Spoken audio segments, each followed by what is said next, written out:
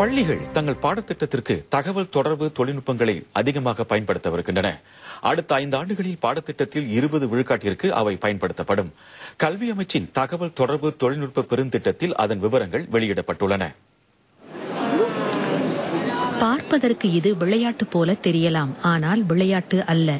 North Vista தொடக்கப்பள்ளி கடந்த 2 ஆண்டுகளாக இது போன்ற அட்டைகளை கொண்டு ஆங்கிலம், அறிவியல், கணிதம் போன்ற பாடங்களை கற்பித்து வருகிறது. தகவல் தொடர்பு தொழில்நுட்ப அடிப்படையில் அமைந்த கல்வி முறை பள்ளிகளில் பரவலாக இடம்பெற்று வரும் இவ்வேளையில் மாணவர்கள் பொறுப்புடன் அவற்றை பயன்படுத்த வேண்டும் என்று கல்வி அமைச்சு விரும்புகிறது. எனவே ஒவ்வொரு பள்ளியிலும் அதற்கென பயிற்சி பெற்ற ஆசிரியர் இருக்க வேண்டும் என்று அது கருதுகிறது. தகவல் தொடர்பு தொழில்நுட்பத்தை பள்ளிகள் தொடர்ந்து பயன்படுத்தும் வேளையில் கல்வி அமைச்சு அதற்கு பொருத்தமான பாடத்திட்டங்களை உருவாக்கவிருக்கிறது.